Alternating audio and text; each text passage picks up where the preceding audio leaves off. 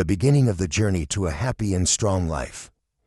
Imagine waking up in the morning and, instead of chaos in your mind, instead of anxiety and the endless flood of small problems, you feel a deep, unshakable calm. You know exactly why today is worth living. You know how you will fill your hours. And you refuse to let random events decide how you should feel. This is not a fantasy. This is the reality that Stoicism offers, if you choose to embrace it. Marcus Aurelius, Seneca, Epictetus, these names are not just pieces of ancient history. They are the voices of men who endured wars, betrayal, loss, and the crushing weight of responsibility. And yet, they preserved their clarity, their virtue, and their strength.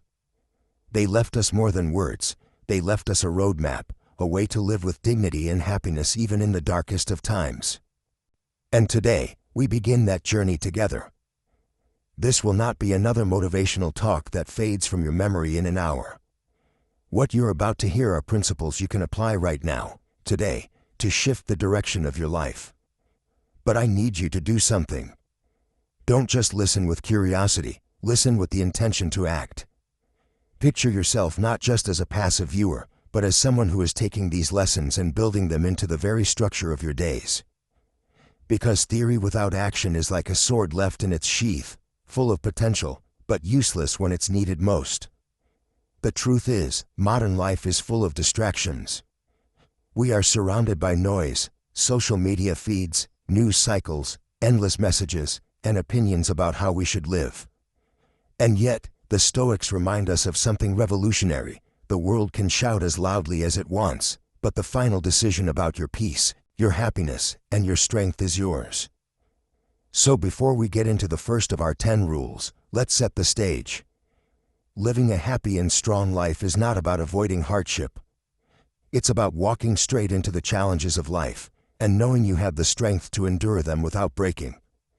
And that strength, it doesn't come from luck. It doesn't come from waiting for the right moment. It comes from discipline, perspective, and an unshakable set of principles that you choose to live by every single day. These rules you're about to learn are not quick hacks. They're not life tips you read in a magazine. They are timeless, forged in the fires of history, tested over centuries, and proven in the lives of people who refused to let fate decide who they were. If you stay with me until the end, you won't just understand these rules, you'll start to feel them in your own life. You'll notice yourself reacting differently to stress. You'll catch yourself staying calm when others are panicking. You'll begin to live from a place of strength instead of fear. This is the Stoic path. And the first step on that path is about to begin. Rule 2. Focus only on what you can control.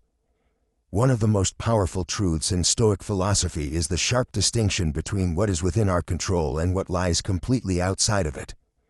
Marcus Aurelius, in his Meditations, reminds us again and again, you have power over your mind, not outside events. Realize this, and you will find strength. This is not just poetic wisdom, it is a practical survival tool for modern life. Imagine waking up to a storm outside.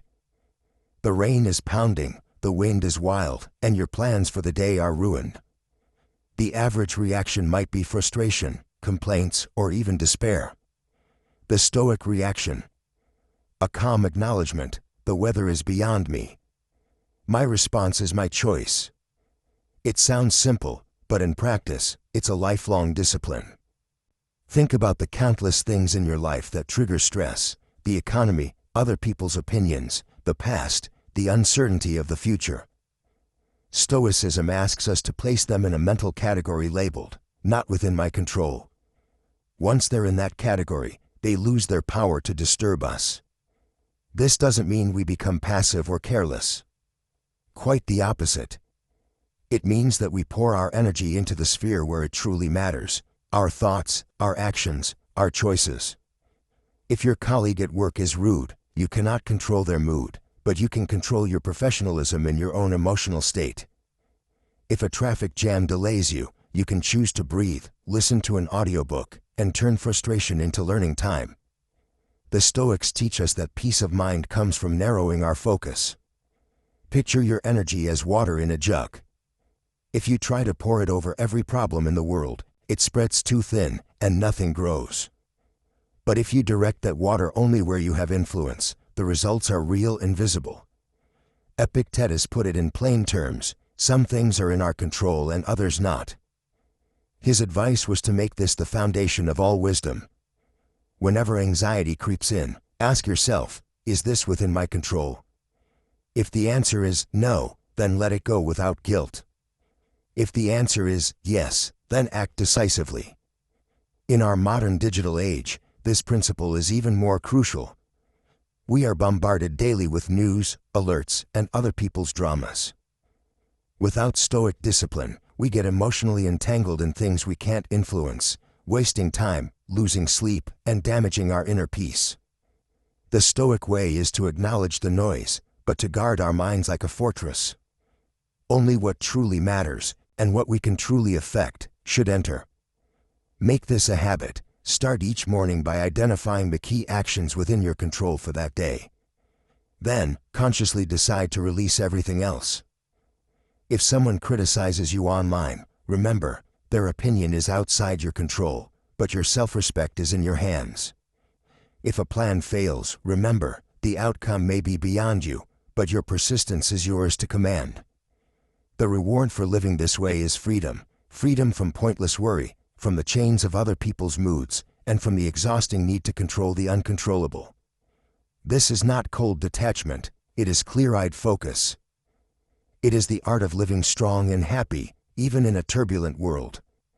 So, as you continue this journey toward a happy and strong life, remember, control is not about power over the world, it's about power over yourself. In that self-mastery lies unshakable peace. Rule 3. Live according to your values, not the crowd's noise. Imagine walking through a crowded marketplace in ancient Rome, the shouts of merchants, the gossip of citizens, the clatter of carts on cobblestones. Everyone has something to sell, something to say, some opinion about how you should live your life. Now replace that marketplace with your modern social media feed. The noise hasn't changed, only the format. Marcus Aurelius, as emperor, lived in a constant storm of opinions, flattery, and criticism. Yet in Meditations, he repeats a striking reminder to himself: be like the cliff against which the waves continually break, but it stands firm and tames the fury of the water around it. This is not just about physical strength, it's about moral strength. The crowd will always have expectations for you, how you should dress, what you should achieve, how you should react to life's events. But Stoicism teaches that if you chase their approval, you will be their prisoner. Instead, your compass must be your own values. To live according to your values means first knowing what they are. This is where many people get lost. We inherit fragments of values from parents, schools, cultures, and sometimes we never stop to ask, do these truly reflect who I want to be? The Stoics urge us to pause and define them deliberately. Perhaps your values are honesty, courage, kindness, and discipline. Or perhaps they center on learning, family loyalty, and personal growth. Whatever they are, once you've clarified them, you can measure your actions against them like a builder measuring with a level. Seneca warned that, if a man knows not to which port he sails, no wind is favorable. Without clear values, you drift, sometimes moving fast, but in circles. The Stoic way is to choose your port and steer toward it, even if the crowd sails in another direction. In daily life, living by your values is tested most when it's uncomfortable. It's easy to be honest when the truth costs nothing, much harder when it risks rejection. It's easy to be kind when you're rested and happy, harder when you're stressed or wronged. That's why Stoics believe virtue is forged under pressure. Modern life tempts us to abandon our values for quick rewards. A viral trend might promise attention, but if it conflicts with your principles, it's a hollow victory. A shady business deal might bring money, but at the cost of integrity, it's poison to the soul. The crowd can be loud, persuasive, and sometimes intimidating. But the Stoics' strength lies in their independence of mind. This doesn't mean arrogance, it means having a quiet, steady inner conviction. You listen to others with respect, but you filter every suggestion through the lens of your values before you act. To practice this, try a simple exercise each evening. Review your day and ask, did I act in harmony with my values today? If the answer is yes, you can rest with peace, regardless of the crowd's opinion. If the answer is no, take note, not to punish yourself, but to adjust tomorrow's course. When you live this way, criticism loses its sting, and praise loses its power to seduce you. You stop being tossed by every wave of public opinion and instead sail steadily, guided by the stars of your own principles. That's not just Stoicism, that's freedom. So, in this journey toward a happy and strong life, anchor yourself not in the shifting sands of the crowd's approval, but in the bedrock of your own values. The crowd's noise will fade, but the quiet dignity of living with integrity will stay with you for a lifetime. Rule 4. Master your reactions, master your life. Close your eyes and imagine this. You're walking down the street, the sun is shining, and your mood is perfect, until a driver cuts you off, yells something rude, and speeds away. In a flash, that calm evaporates. Your hands clench, your heart rate spikes, and your mind starts composing the perfect angry comeback to someone who's already gone. It's amazing how quickly our inner peace can be stolen, not by events themselves, but by how we react to them. Epictetus put it simply, it's not what happens to you, but how you react to it that matters. The Stoics saw reactions as the real battlefield of life. We can't stop people from being rude, weather from changing, or life from throwing challenges at us. But we can decide whether those challenges will control us, or whether we will control ourselves. Think of your mind as a fortress. Every emotional outburst, every uncontrolled reaction is like leaving the gates wide open for chaos to rush in. But a fortress with strong gates doesn't let just anything enter. It chooses what's allowed inside. In the modern world, opportunities to practice this Stoic discipline are endless. Someone insults you online. You can take the bait and waste hours in an argument, or you can choose to disengage and protect your energy. Your boss criticizes your work unfairly. You can stew in resentment, or you can calmly assess if there's a lesson to be learned, and move on. The key is the pause. That moment between stimulus and response is where your power lives. The Stoics trained themselves to insert that pause, to take a breath, assess the situation, and ask, is this worth my peace? Seneca wrote that anger is temporary madness. And if you think about your own life, how many regrets came from words or actions made in that storm of temporary madness? The Stoics weren't emotionless robots, they felt deeply. But they refused to let those feelings run their lives. Here's a practice. The next time you feel your emotions rising like a flood, imagine you're stepping outside yourself and watching the scene as an observer. This mental shift creates space. In that space, you can choose your response instead of letting the situation choose it for you. Mastering reactions doesn't mean suppressing feelings. Suppression is like pressing down on a spring. Eventually, it explodes back. Instead, it's about acknowledging the feeling without handing it the steering wheel. You can think, I feel anger, without becoming anger. You can say, I feel fear, without letting fear dictate your actions. The benefit?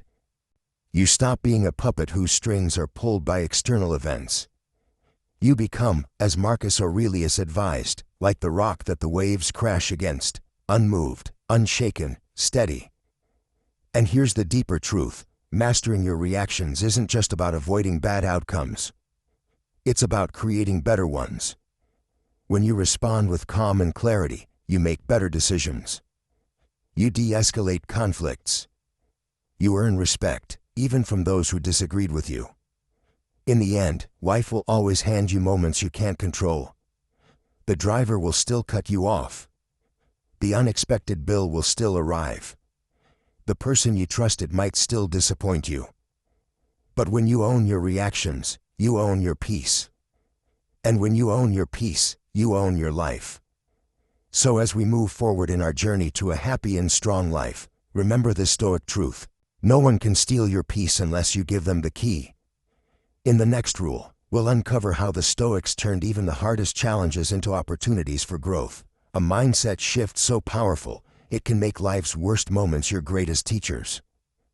Rule 5. Turn obstacles into opportunities. Picture this: you're climbing a mountain, and suddenly a massive boulder blocks your path. Most people would turn around, frustrated, complaining about their bad luck. The Stoic, however, sees something entirely different. That boulder. It's not the end of the journey, it is the journey. Marcus Aurelius famously wrote, "The impediment to action advances action. What stands in the way becomes the way." This is not just poetic philosophy, it's a survival strategy for life. The Stoics believe that every obstacle carries within it a hidden gift, a chance to grow stronger, wiser, and more resilient. They didn't waste energy wishing for a world without problems. They trained for a world full of them. Think of history's great innovators, leaders, and heroes. Rarely did their success come from smooth sailing. More often, it came from storms that forced them to adapt. Thomas Edison's lab burned down with years of work inside. Instead of despair, he saw it as a fresh start, saying, "Now we can begin again, with experience." The Stoic approach is about flipping the mental switch from "why me" to "what now?" The obstacle becomes the raw material from which you forge your character. Lost your job? You've been handed time to reassess your path and build something new. Facing illness? It's a call to strengthen your inner life, your gratitude for the days you do have. Experiencing betrayal? It's an opportunity to refine your judgment of character and deepen your self-reliance. But let's be honest, this isn't easy. In the moment, obstacles often feel like walls. The Stoics trained themselves to see those walls as doors, sometimes doors you push open, sometimes ones you climb over, and sometimes ones that force you to dig a tunnel underneath.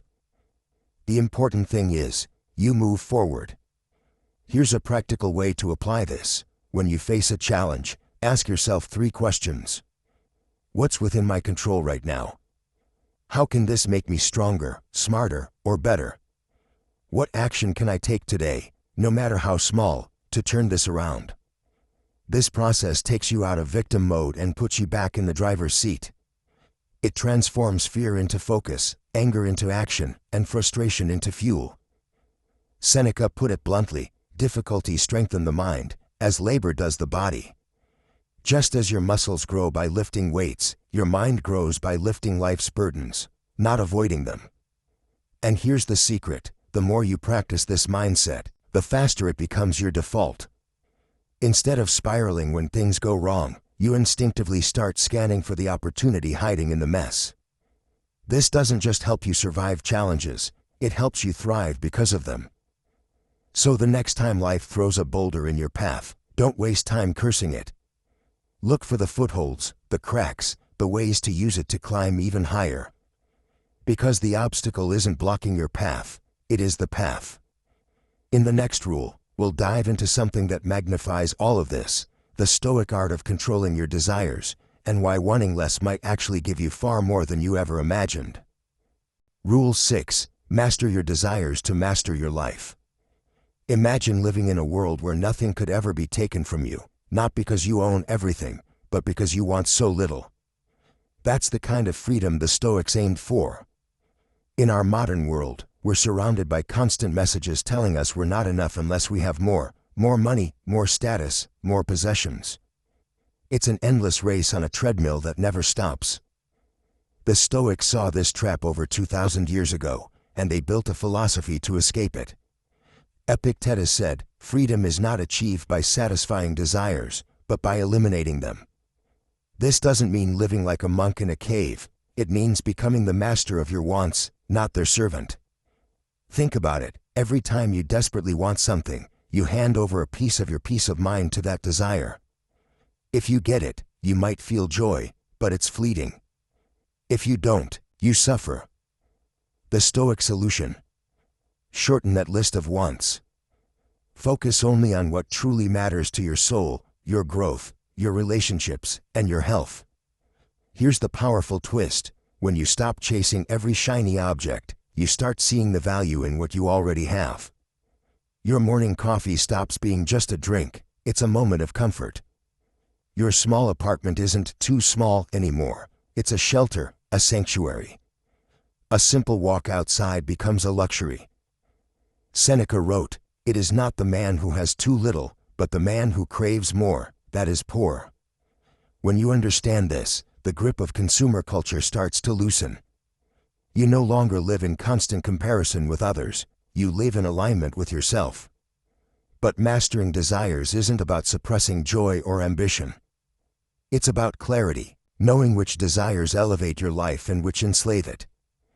The Stoics encouraged voluntary discomfort, deliberately choosing small hardships to remind yourself that you can be content with less. Try this, skip a luxury you normally enjoy, maybe it's your daily treat, a warm shower, or expensive coffee, and notice how little it actually affects your well-being. Then, when you return to it, you'll appreciate it far more.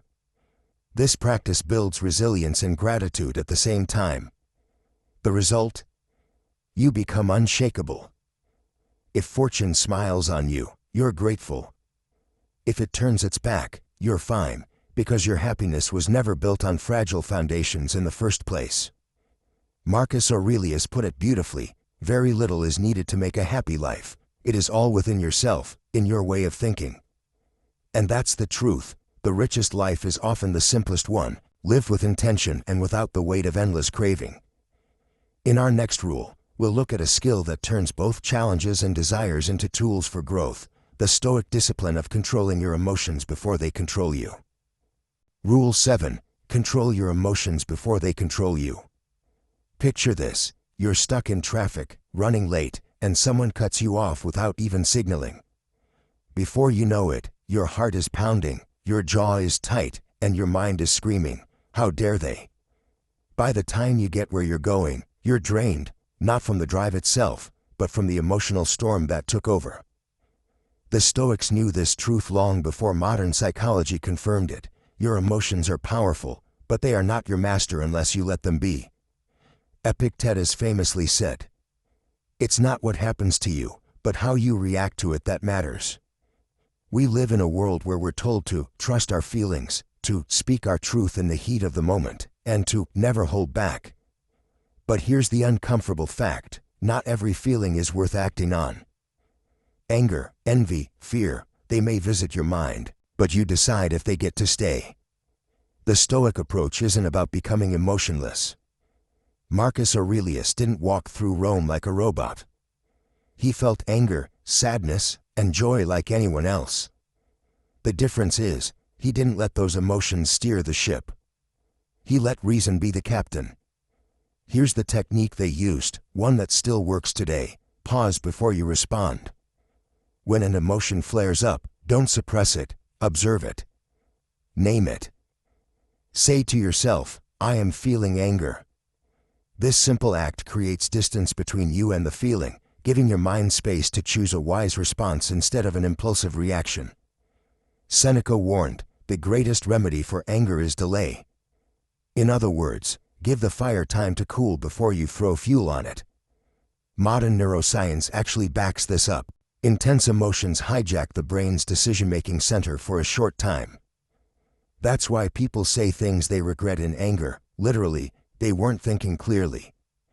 The Stoics figured this out centuries ago and built their lives to avoid this trap. One practical exercise you can start today: negative visualization. Imagine the things that could go wrong in your day: someone insulting you, a plan failing, bad news arriving. This doesn't make you pessimistic, it prepares you. When those things happen, you'll feel less shocked, less wounded. You'll respond like a soldier who trained for battle, not a civilian caught off guard. Another key: don't take things personally. Marcus Aurelius wrote, "When you are offended at any man's fault, turn to yourself and study your own failings. Then you will forget your anger." Everyone acts from their own perspective, often blinded by their own ignorance, stress, or fears. Their bad behavior is about them, not you. The benefit of mastering your emotions isn't just self-control, it's freedom.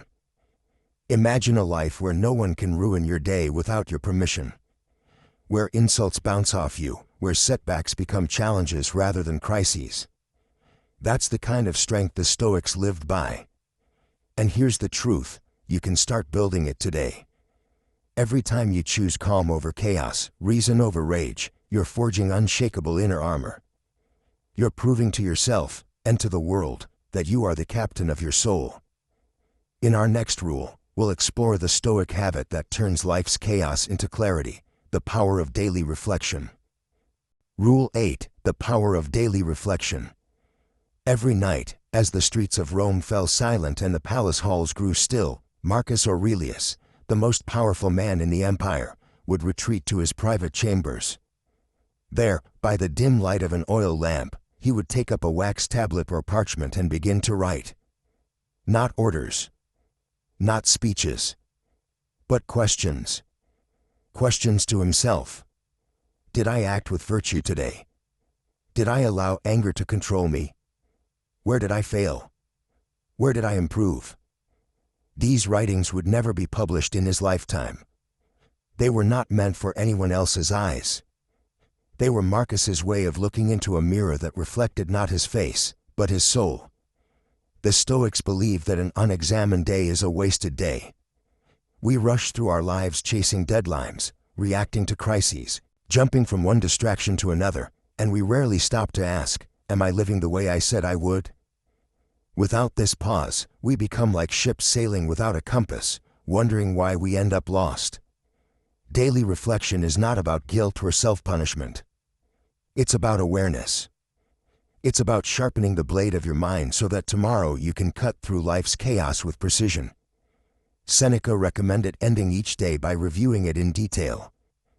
He wrote, "When the light has been removed and my wife has fallen silent, aware of this habit of mine, I examine my entire day and measure my deeds and words." Think about that for a moment, measuring your deeds and words. How often do we speak without thinking, act without principle, or drift through a day without a single act of true intention? Reflection is the remedy. Here's how you can do it. Set aside 10 to 15 minutes before bed. No screens, no noise, just you and a notebook. Ask 3 Stoic questions. What did I do well today? Where did I fall short of my own values? What can I do better tomorrow? Be honest, but not cruel. The goal is to grow, not to destroy your confidence. Why is this so powerful?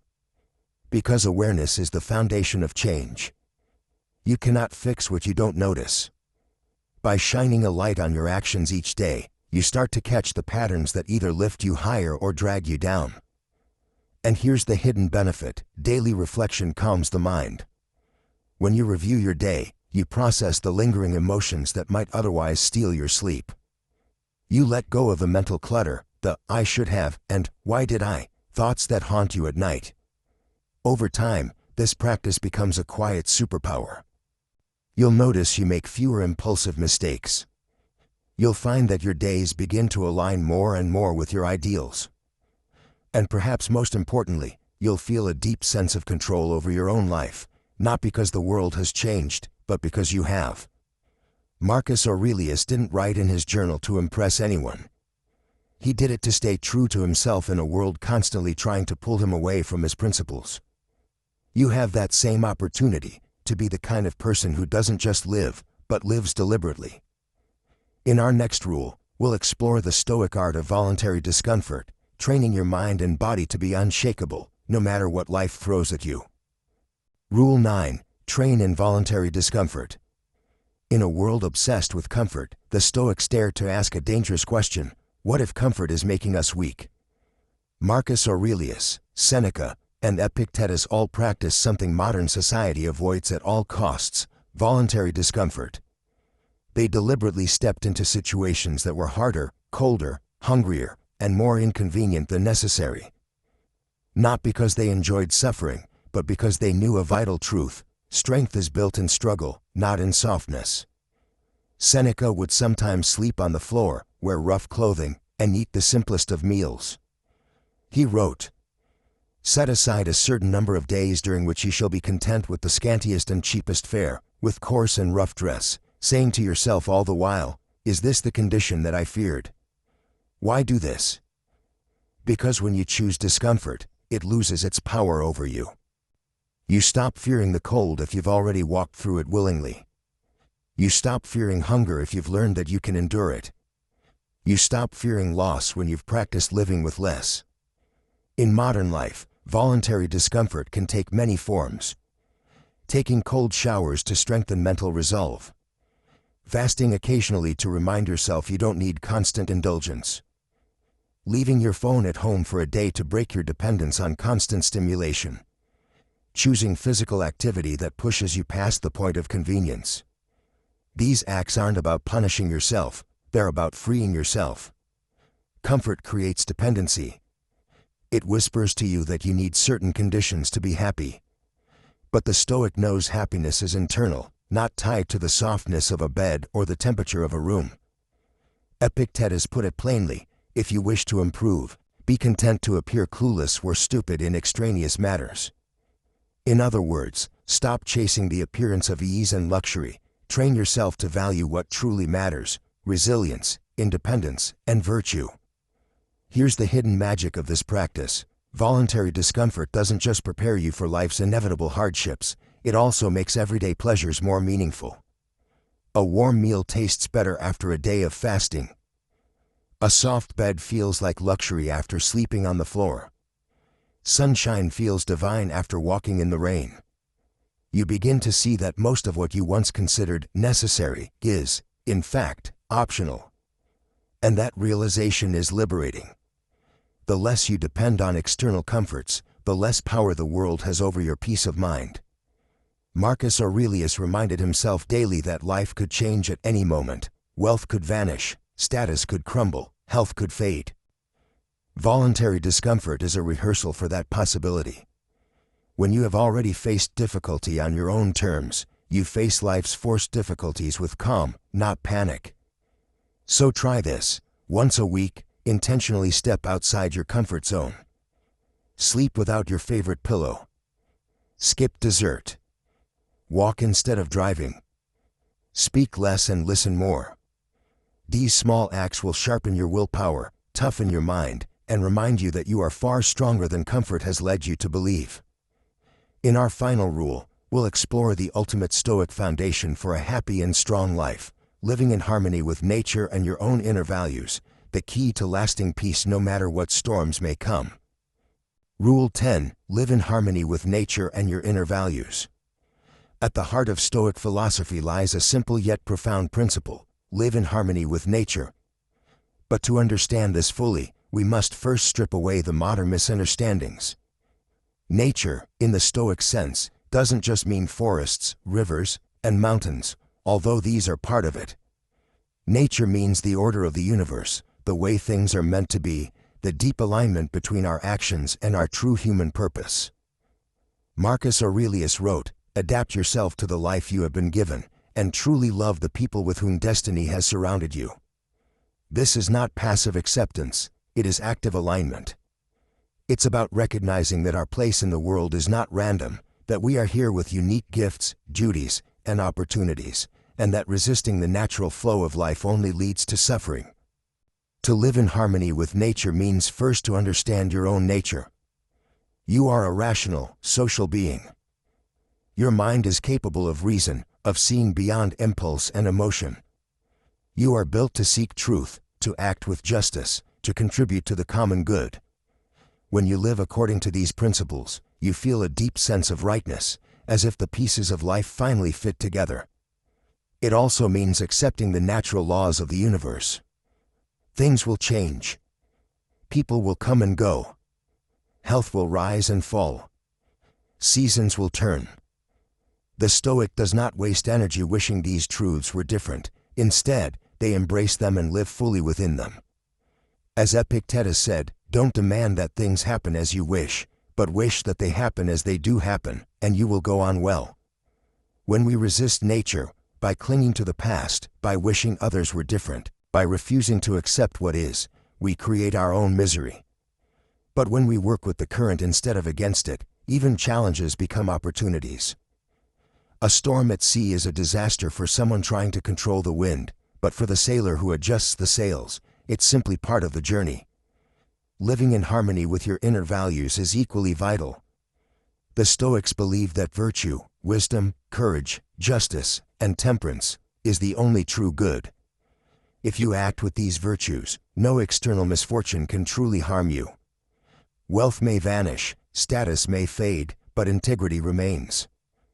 And with integrity comes peace, the unshakable knowledge that you lived as you should, regardless of the outcome. This harmony between the world outside and the world within is the foundation of unshakable happiness and strength. You stop fighting reality and start shaping your actions to fit what is right, not what is easy. You stop trying to control what cannot be controlled and master what is always in your power, your thoughts, your choices, your character. Marcus Aurelius, the most powerful man of his time, wrote in his private notes not about ruling the world, but about ruling himself. That is the ultimate victory. For when you live in harmony with nature and your inner values, you are no longer a prisoner to fear, desire, or the chaos of the outside world. You are free. And this is the essence of the Stoic path, to live each day as a complete life in itself, guided by reason, rooted in virtue, and aligned with the great flow of existence. Happiness is not found in controlling the winds of fate, it is found in steering your ship with wisdom, no matter where those winds may blow. So as you step away from this journey of the 10 Stoic rules, remember this: your strength is not measured by the size of the storms you face, but by your ability to remain steady in their midst. Live by virtue. Accept what is. Do what you can. And let your days unfold with the quiet power of one who is truly in harmony with life. And if you found value in these lessons, I encourage you to subscribe, share your thoughts in the comments, and join this community of seekers walking the Stoic path. Together, we can cultivate wisdom, strength, and a life worth living. The Stoic legacy, living a life worth remembering. As we arrive at the end of this journey, I want you to take a deep breath and look back, not just at the words we've shared, but at the quiet realizations you've had along the way. These weren't simply rules or tips. They were seeds. Seeds of resilience, wisdom, and strength that, if nurtured, will grow into a life you can be proud of. Marcus Aurelius once wrote, "What we do now echoes in eternity." And that's not poetic exaggeration, it's the Stoic truth. Every choice you make, every small act of courage, every time you choose virtue over comfort, you are shaping your legacy. Not the one written on your tombstone, but the one etched into the hearts of those you touch. Living a happy and strong life is not about a constant state of bliss. It's about living with such clarity and integrity that even in hardship, you stand unshaken. It's about carrying yourself with quiet confidence, knowing that you have mastered the only thing that ever truly belonged to you, your mind. Ask yourself now, if this was my last day, would I be proud of how I lived it? If the answer is no, then you already know your next step. Not tomorrow. Not when life settles down. Now. The Stoics remind us that time is our most precious currency, and the tragedy is not that life is short, it's that we waste so much of it. So, as we close, I challenge you to live today, and every day, with intention. Speak words worth remembering. Act in ways that reflect your highest values. And when fear, doubt, or temptation try to sway you, remember this: you are the ruler of your own mind, and no one can take that power from you unless you hand it over. This is not goodbye. This is the start of a different kind of life. One where you walk through the world as both student and teacher, learning, applying, and passing on the wisdom of those who came before you. If you found value in these Stoic principles, stay with us. Subscribe, share your thoughts in the comments, and let's continue building a community of strong, wise, and unshakable minds. Because the world doesn't just need more opinions, it needs more people who live by unshakable truths. Your life is your masterpiece, painted with courage, wisdom, and love. And when the final stroke is made, let it be a work the world will never forget.